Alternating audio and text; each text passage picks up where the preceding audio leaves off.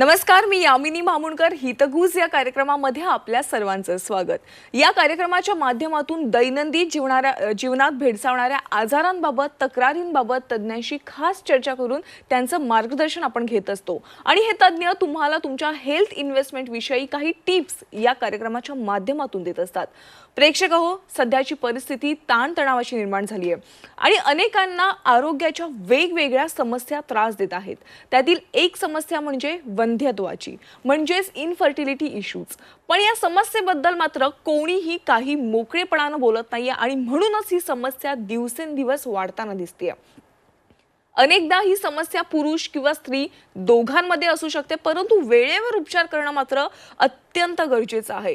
तरच या समस्यांपासून मुक्तता मिळू शकते. आणि आज आपण त्यामुळेच वंध्यत्व, समज, गैरसमज या विषयावर डॉक्टर महेश बेडेकर यांच्याकडून सविस्तरपणे माहिती जाणून घेणार आहोत.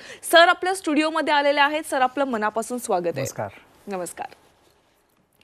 प्रेक्षक हो, तुम्हाला मी डॉक्टर महेश बेडेकर यांची अगदी थोडक्यात ओळख करून देते. डॉक्टर महेश बेडेकर हे वंध्यत्व, IVF तज्ञ आणि फिटल मेडिसिन तज्ञ आहेत.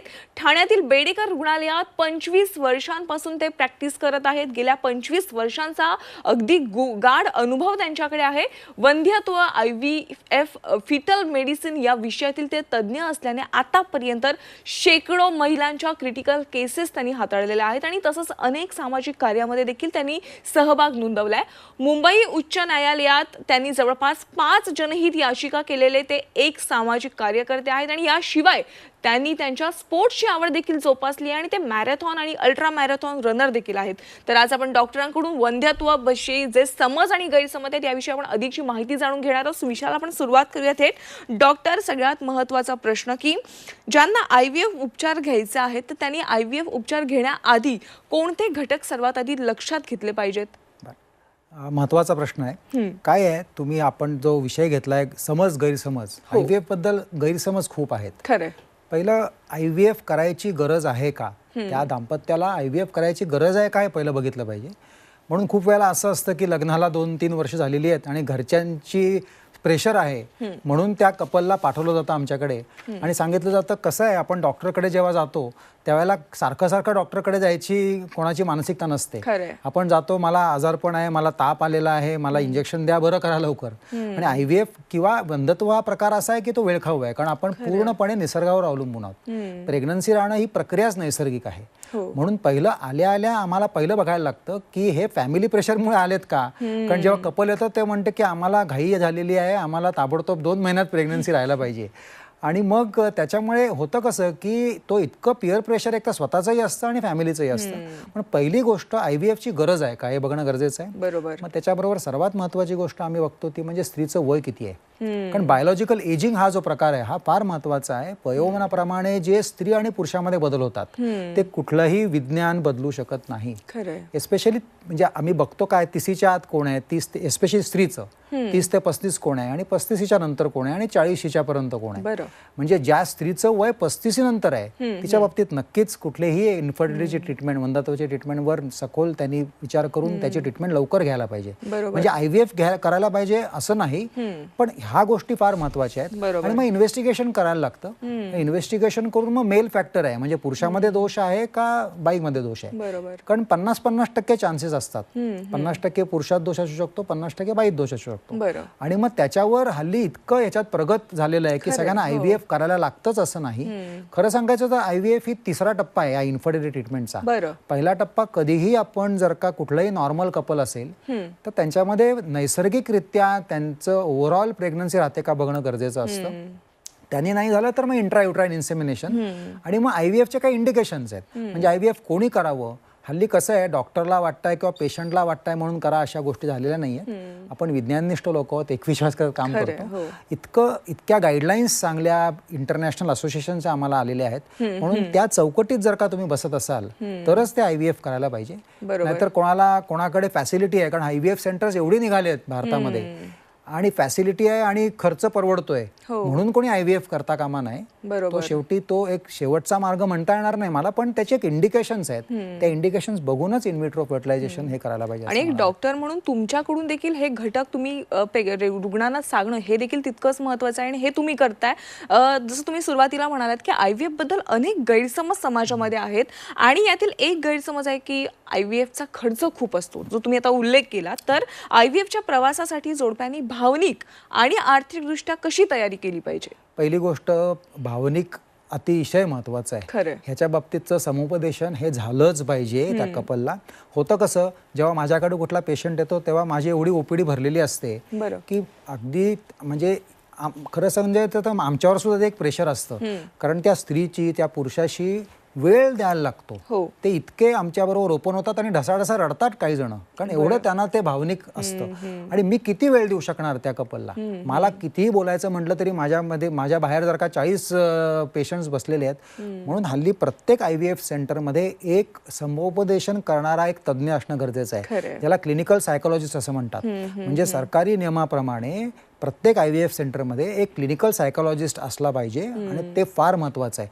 म्हणजे मी तिच्याशी ट्रीटमेंट देणार त्या कपलला, त्यांना समजावून सांगणार, पण समुपदेशन या ट्रीटमेंटबद्दल हा जो वेळ द्यायला लागतो, कारण बहुतेक वेळा गैरसमजच असतात की बाबा ही दुखते खूप ट्रीटमेंट किंवा याला खर्च जास्ती येतो, ह्याचा सक्सेस रेट किती आहे. या साध्या साध्या गोष्टी आहेत पण त्या फार महत्त्वाच्या आहेत. म्हणून त्या कपलला सगळ्या गोष्टी समजावून सांगणं, सक्सेस रेट बद्दल. कशा असतं माहिती आहे का, या इतक्या आशादायक ही कपल्स असतात, त्यांना असं वाटतं की मी या डॉक्टरकडे आलेलो आहे आणि डॉक्टरनी आम्हाला काहीतरी जादू करून प्रेग्नन्सी द्यावी, आणि आम्हाला सुद्धा तसं वाटत असतं की माझ्याकडे आलेल्या प्रत्येक पेशंटला चांगला गुण यावा. पण वास्तवाची जाण करून देणं हे फार महत्वाचं आहे. खोटी आशा, कारण इतकी आशादायक ट्रीटमेंट आहे की वास्तवाची जाण करून देणं आणि समुपदेशन या प्रत्येक कपलला व्यवस्थित समजावून सांगणं की ट्रीटमेंट काय आहे, ह्याचा सक्सेस रेट किती आहे आणि याचा खर्च किती येणार आहे. बरोबर. ते जर का आपण व्यवस्थित समजावलं तर बहुतेक वेळेला पेशंटला ते समजून येतं आणि मग त्याच्यामध्ये पेशंट इन्व्हॉल्व्ह होतात. होतं कसं, पेशंट इतका विश्वासाने आलेला आहे आमच्याकडे की तो विश्वास आहे, तो इतका विश्वास, तो मी नेहमीच पेशंटला सांगतो की बाबा आमच्यावर विश्वास ठेवलाच पाहिजे. अंधविश्वास चुकीचा आहे, श्रद्धेशिवाय काम होत नाही, अंधश्रद्धा चुकीची आहे, हे सगळं वैज्ञानिक आहे. हे सगळं समजावून पेशंटला जेव्हा आपण सांगतो तेव्हा पेशंट त्याच्यात इन्व्हॉल्व्ह होतो. आणि जेव्हा कळतं पेशंटला की बाबा ही ट्रीटमेंट काय आहे, डॉक्टर सांगतोय म्हणून करा असं नाही, मी का सांगतोय, डॉक्टर का ह्याच्याबद्दल ह्या गोष्टी करतायत, ही इंजेक्शन्स का द्यायला लागतायत, मग मात्र त्याच्यात इन्व्हॉल्वमेंट वाढते आणि मग नक्कीच त्याला गुण यायला मदत होतो असे मला म्हणावं. आणि पेशंटने भावनिकदृष्ट्या देखील तितकं स्ट्रॉंग देखील राहणं महत्त्वाचं आहे आणि त्याच्यासाठी समुपदेशनसाठी देखील तुम्ही एक तिथे डॉक्टर ठेवता, सायकोलॉजिस्ट ठेवता.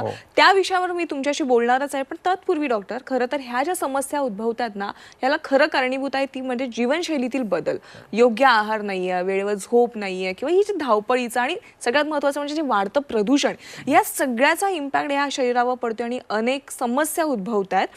तर यशस्वी IVF प्रक्रियेची शक्यता वाढवू शकतं काय जीवनशैलीतील आपण काही बदल केले तर? बघा, सर्वात महत्वाची गोष्ट तीच आहे. कारण मी म्हटलं ना, पहिलं खूप वेळेला आमच्याकडे ज्या वेळेला कपल्स येतात त्यावेळेला या जीवनशैलीमुळे त्यांचं एक तर फिजिकली ते फिट नसतात, खरं, आणि खूप वेळेला खरं सांगायचं तर त्यांच्यामध्ये ते जे बॉन्डिंग पाहिजे, मी म्हणतोय अबाउट सेक्शुअल इंटरकोर्स, ते बॉन्डिंगच नसतं, तो वेळच मिळत नसतो. होतं कसं की युजली इतकी फास्ट लाईफस्टाईल झालेली आहे. एक तर लाईफस्टाईल नुसती, एकतर आपल्या कामाचं प्रेशर असतं, फायनान्शियल प्रेशर असतं, आणि नंतर लाईफस्टाईल म्हणजे मग सगळ्या प्रकारची व्यसनं, या व्यसनांपासून जे काही शरीरावर, आणि मग ते काय प्रत्येक गोष्टीचं सेलिब्रेशन आपण करतो सगळेच, आणि त्या सेलिब्रेशनमध्ये मग बाकीच्या ज्या गोष्टी येतात, मग ते जंक फूड आलं म्हणा, किंवा सिगरेट स्मोकिंग आलं म्हणा, किंवा अल्कोहोल आलं म्हणा, आणि व्यायाम न करणं, कारण वेळ मिळत नाही बहुतेक लोक सांगतात. ह्याचा जोपर्यंत तुमची लाईफस्टाईल सुधारत नाही तोपर्यंत IVFची ट्रीटमेंट कितीही द्या, कारण शेवटी आपण हे शरीरावर करतोय, त्या शरीराने ॲक्सेप्ट करायला पाहिजे. म्हणजे एस्पेशली मी सांगायला मला नक्की आवडेल की पुरुषांमध्ये जे काही स्पर्म काउंट्स कमी व्हायला लागले, असा ड्रास्टिक फरक आम्हाला जाणवतो. म्हणजे असा एक खूप मोठा डाटा आहे की बाबा 50-70 वर्षापूर्वी जो स्पर्म काउंट होता आणि आत्ता जो स्पर्म काउंट पुरुषांमध्ये, त्यात 50% घट झालेली आहे. हे फार अलार्मिंग आहे. आणि ह्याच्यातलं सर्वात महत्त्वाची गोष्ट पॉल्युशन आहे आणि सिगरेट स्मोकिंग आहे. बरं. सिगरेट स्मोकिंगमुळे पुरुषांमध्ये जे काही स्पर्म काउंटमध्ये मोटिलिटीचा प्रॉब्लेम येतो आणि लाईफस्टाईल, तसंच स्त्रियांमध्ये स्पर्म्स जसे पुरुषांमध्ये महत्वाचे आहेत तशी अंडी म्हणजे ओवम्स आम्ही म्हणतो त्याचा सुद्धा AMH नावाचा जो फॅक्टर आहे तो बायकांमध्ये कमी व्हायला लागलेला आहे. आणि ह्याच्यासाठी हे नक्की सांगितलं जाईल की ज्या वेळेला तुम्ही लग्नाचा विचार करता त्यावेळेला त्या कपलनी डॉक्टरकडे जाऊन ह्याच्या बाबतीत थोडंसं प्लॅनिंग करायला पाहिजे. होतं कसं की लग्न झालं असं समजा, हल्ली स्त्रिया शिकतात ते बरोबरच आहे, मग 32-33 पर्यंत शिक्षण होतं, त्याच्यानंतर लग्न झाल्यावर मग 2-3 वर्ष प्लॅनिंग होतं आणि नंतर जेव्हा 35ला असं वाटतं की आता आपल्याला प्रेग्नन्सी पाहिजे ती लगेच पाहिजे असते. पण ज्या वेळेला तुम्ही लग्न करता हा फर्टिलिटीचं प्लॅनिंग हे जेव्हा आपल्याला प्रेग्नन्सी पाहिजे तेव्हा होता कामा नये. हे प्लॅनिंग हल्ली प्रत्येक स्त्रीनी लग्नाच्या वेळेलाच करायला पाहिजे. म्हणजे ह्याच्यासाठी काही अतिशय साध्या रक्ताच्या टेस्ट उपलब्ध आहेत जेणेकरून डॉक्टर सांगू शकतील वैज्ञानिक दृष्ट्या की तुम्ही किती वेळ थांबा. होतं कसं लग्नानंतर 5-5 वर्ष थांबलं जातं, कारण खूप असतं म्हणजे लाईफ म्हणजे फायनान्शियल, स्पेशली फायनान्शियल असतात, करिअर असतं आणि त्यात काही गैर नाही आहे. पण जर का असं आम्हाला कुठल्या स्त्रीला हे नक्की सांगता येईल की तू किती वर्ष थांब, कारण तो AMH जो फॅक्टर आहे हल्ली आम्ही जे बघतोय की जसे पुरुषांमध्ये स्पर्म काउंट कमी व्हायला लागलाय तसा बायकांमध्ये ही झपाट्याने अंडी कमी व्हायला लागतात. म्हणजे रजोनिवृत्ती म्हणजे मिनोपॉज आपण जे म्हणतो तो मिनोपॉज भारतीय स्त्रियांमध्ये लवकर व्हायला लागलेला आहे. आणि ते जर का लवकर कळलं तर त्या स्त्रीचं प्लॅनिंग व्यवस्थित करता येईल ना. तर एकदा ते सायकलमध्ये ती गेली म्हणजे जर का अंडी कमी झाली मग पर्यायच राहत नाही, मग IVF करून सुद्धा तिला गुण येणार नाही. म्हणून हे जे प्लॅनिंग आहे की कुठलंही कपल ज्या वेळेला लग्नाला, म्हणजे हल्ली गैरसमज असतात की ब्लड ग्रुप बरोबर आहेत की नाही आम्हाला विचारायला येतात, त्याच्यात गैरसमज आहेत, ब्लड ग्रुपने काही फरक पडत नाही. मुख्य विचारलं पाहिजे की बाबा माझं वय असं आहे आणि मी प्रेग्नन्सी जर का मला ठेवायची तर मी किती प्लॅनिंग करू, किती दिवस थांबू. हे कपलनी लग्नाच्या आधी किंवा लग्न झाल्यावर ह्याचं प्लॅनिंग त्यापासून चालू झालं पाहिजे. ही खूप महत्वाची गोष्ट आहे असं मला वाटतं. नक्कीच. सर, तुम्ही IVF सक्सेस रेटचा देखील एक उल्लेख केलेला आहे आणि IVF ची प्रोसेस ट्रीटमेंट करत असताना अनेकदा ती फेल देखील जाते, त्यामुळे भावनिकदृष्ट्या देखील जोडपं अनेकदा हतबल होऊन जातात, फार त्यांना वाईट देखील वाटतं. तर IVF चा सक्सेस रेट नेमका काय आहे? आता IVF चा सक्सेस रेट कसं होतं, IVF चा सक्सेस रेट हा वयोमानाप्रमाणे वेरी होतो. कारण कसं आहे, स्त्रीचं वय सर्वात बेस्ट टाइम टू कन्सीव्ह, आपण बदललोय, आपली लाईफस्टाईल बदलली पण निसर्ग बदललेला नाही आहे. 22 ते 28 या वयोगटामध्ये सर्वात चांगला सक्सेस रेट मिळेल, कारण 22 ते 28 हे वयोगट प्रेग्नन्सीसाठी निसर्गाने सर्वात चांगलं बनवलेलं आहे. म्हणजे त्या वयोगटात जर का प्रेग्नन्सी नॅचरली जरी राहिली किंवा IVF राहिली तर त्याचा सक्सेस रेट हा मॅक्झिमम 50 ते 60% मिळतो. पण 30 नंतर तो सक्सेस रेट का कमी होतो, कारण ती जी अंडी मिळतात आम्हाला त्या अंड्यांची क्वालिटी ही कमी व्हायला लागते. म्हणजे कसं आहे, अंड्यांचा जो रिझर्व आहे, म्हणजे ओव्हरीजमध्ये अंड्यांचा रिझर्व ठरलेला आहे, तो जन्मापासून स्त्रीचा ठरलेला आहे आणि त्या प्रत्येक पाळीला ती अंडी कमी कमी होतात आणि ज्यावेळेला पाळी जाते तेव्हा ती अंडी संपतात, म्हणून ती पाळी जाते. युजली बाईची पाळी ही 45 नंतर 50ला का जाते, ती अंडी संपतात म्हणून. आणि ही सर्वात चांगल्या क्वालिटीची अंडी जी आहेत ती त्या वयोगटात मिळतात आणि ते निसर्गाने ठरवलेलं आहे, ते कोणी बदलू शकत नाही. म्हणून 35 नंतर सक्सेस रेट हा नक्की ड्रॉप होतो, मग तो 35 ते 50% असतो आणि 40 पासून तो 25 ते 35% येतो. हे फार पेशंटला समजून सांगणं फार गरजेचं असतं, कारण पेशंटला खूप खर्च होत असतो आणि पेशंटला असं वाटतं आपण एवढा खर्च करतोय तर मला रिझल्ट मिळालाच पाहिजे आणि मग तो मानसिकरित्या खच्चीकरण आणि खर्च होत असतो. हा तुम्ही म्हणता तसा हा खर्च साधा नाहीये, एक सायकलला 2-2, 2.5 लाख रुपये खर्च येऊ शकतो. म्हणून हे समुपदेशन पेशंटचं झालं पाहिजे की तुम्ही काहीही, सगळ्या आयडियल सिच्युएशन्समध्ये त्याचा मॅक्झिमम सक्सेस रेट हा 50 ते 60% मिळालेला आहे. पण इथे मी सांगितल्याप्रमाणे वय फार महत्त्वाचं आहे. 40 वयोगटातल्या स्त्रीला 50% सक्सेस मिळेल हे सांगणं चुकीचं आहे. तो 25 ते 35%मध्येच रेंज होतो, कारण तिला मिळणारी अंडी जी आहेत त्या अंड्यांची क्वालिटी तशी चांगली नसणार, उरलेली अंडी आहेत सगळी. आणि 45 वर्षाच्या स्त्रीला सक्सेस रेट हा 15% कमी होऊ शकतो. म्हणून हे फार महत्त्वाचं आहे. पण 50% सक्सेस रेट हा खूप चांगला आहे, कारण ज्यांना प्रेग्नन्सी राहणारच नव्हती त्यांच्यासाठी तो 100% आहे. कारण अशा कोण येतं IVFला की बाबा सगळ्या बेसिक ट्रीटमेंट झालेल्या आहेत आणि त्यांना नैसर्गिकरित्या दिवस राहणार नाही आहेत, इव्हन बेसिक ट्रीटमेंटही राहिलेले नाही आहेत, त्यांना प्रेग्नन्सी राहणं ही खूप मोठी गोष्ट आहे. म्हणून 50% विज्ञानाच्या प्रगतीने जरी झालं असेल म्हणजे मिराकलच आहे. म्हणून तर ज्यांनी IVF काढलं त्यांना नोबेल प्राइज मिळालेलं आहे. ज्या लोकांनी IVF तंत्रज्ञान तयार केलं त्यांना नोबेल प्राइज पारितोषिक मिळालं, कारण हे पाथ ब्रेकिंग डिस्कवरी होती ना. आणि वंधत्व म्हणजे पूर्वीपेक्षा त्याची समस्या खूप वाढायला लागली या सगळ्या पॉल्युशन आणि कारणांमुळे. म्हणून त्यांच्या बाबतीमध्ये 50% सक्सेस रेट हा अतिशय चांगला सक्सेस रेट आहे. पण हे समजून सांगून पेशंटनी समजून घेऊनच त्याच्यामध्ये ट्रीटमेंटमध्ये सहभाग घेतला पाहिजे. पण डॉक्टर सध्या एक प्रश्न पडलाय जो महत्त्वाचा आहे अत्यंत, की IVF उपचार करत असताना काही सामान्य जोखीम आणि काही दुष्परिणाम होतात का त्याचे? कसं आहे, हे बघा, कुठल्याही गोष्टीला इंजेक्शन्स आहेत, त्याच्या बाबतीमध्ये आपण औषधं एक्सटर्नली देतोय. पण 25 वर्षापूर्वी ज्या IVF ट्रीटमेंट्स होत्या आणि त्याच्यामध्ये जी रिस्क होती ती आता खूप निग्लिजिबल झालेली आहे. हे परत विज्ञानाच्या प्रगतीमुळेच जी काही इंजेक्शन्स आम्ही हल्ली वापरतो ती अतिशय पेनलेस असतात. म्हणजे खूप पहिला प्रश्न येतो की डॉक्टर, मी काम करते, मला काम बंद करायला लागेल का, मला आराम करायला लागेल का?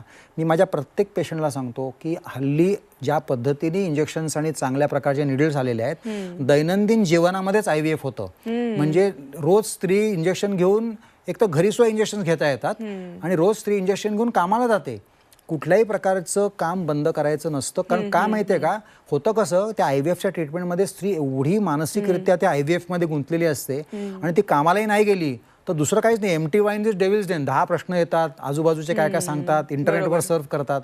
म्हणून तुम्ही जेवढे बिझी नॉर्मल राहाल, म्हणजे दैनंदिन जीवनातच ही ट्रीटमेंट हल्ली घेऊ शकतात. त्याच्यामधला जो पेन फॅक्टर खूप कमी झालेला आहे, कॉम्प्लिकेशन्स खूप मिनिमल झालेली आहेत. 0 कॉम्प्लिकेशन्स आहेत असं सांगणं चुकीचं होईल, पण कमी झालेत, नक्कीच कमी झाली आहेत. म्हणजे सर्वात त्यातलं ड्रेडेड कॉम्प्लिकेशन जे होतं की खूप अंडी वाढायची पूर्वी आणि यांच्यामध्ये खूप कॉम्प्लिकेशन्स व्हायची. म्हणजे एक भीती असायची आम्हाला, कारण अंडी अशी 2च अंडी वाढवता येत नाहीत. एकदम काही स्त्रियांमध्ये खूप अंडी वाढायची.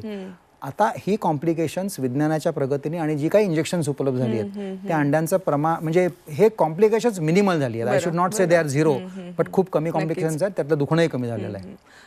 सर, IVF बाबत सरकारने देखील काही नियम आणि काही कायदे काढलेत, अगदी थोडक्यात सांगा त्याविषयी. काय आहे, 1921 साली जो इनविट्रो फर्टिलायझेशन ऍक्ट आलेला आहे, त्यांनी रेग्युलेशन्स खूप चांगले आलेले आहेत आणि ह्याचा सर्वात जास्ती फायदा पेशंटलाच होतो.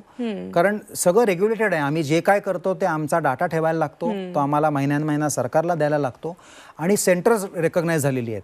कोणी उठलं आणि IVF काढला असं झालेलं नाही. सरकार मान्य सेंटर असलंच पाहिजे ते, आणि त्याच्यासाठी जे काही स्टँडर्ड्स आहेत, म्हणजे या स्टँडर्ड्स याची नक्कीच चांगली झाली आहेत. त्याचं इन्स्पेक्शन होतं सरकारकडून, आम्हाला सर्टिफिकेट मिळतं. म्हणून ह्याचा पेशंटला खूप फायदा, एस्पेशली डोनर्स बाबतीमध्ये किंवा सरोगोसिस बाबतीमध्ये हे रेग्युलेशन सरकारने जी आणली, जी काही IVF सेंटर्स सरकार मान्य आहेत त्यांच्यामध्ये ते स्टँडर्ड तुम्हाला पाहायलाच लागतात आणि त्याचा बेनिफिट पेशंटलाच होतो. नक्कीच.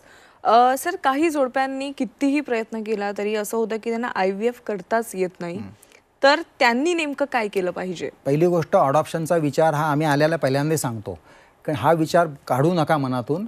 कारण अडॉप्शन सुद्धा सरकारने अतिशय पद्धतशीर केलेलं आहे. त्याची एक ऑनलाईन साईट आहे, लीगली केलेलं आहे. तुम्हाला त्या साईटवर जाऊन रजिस्टर करायला लागतं. म्हणून अडॉप्शन हे निगेट करू नका. नाही तर कसं होतं, IVF सायकल्स होतात, 4 सेंटरला जातात लोक, अनफॉर्च्युनेटली 40 वय होतं आणि अडॉप्शनही करता येत नाही. म्हणून अडॉप्शनचा फॅक्टर फार महत्त्वाचा आहे.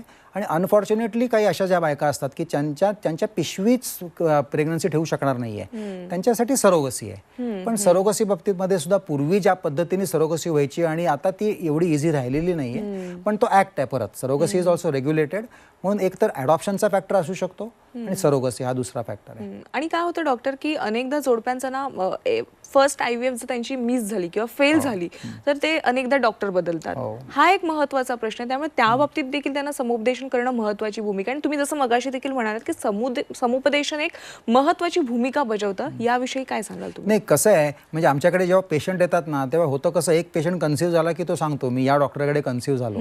खरे जी IVF रेकग्नाइज सेंटर्स आहेत ते सर्व चांगलं काम करत असतात. सक्सेस रेट हा 50% आहे. 50% लोकांना दिवस राहत नाहीत, हेही महत्वाचं आहे. आता त्या 50%ना आशा असते, म्हणून मग ते नक्कीच डॉक्टर बदलतात.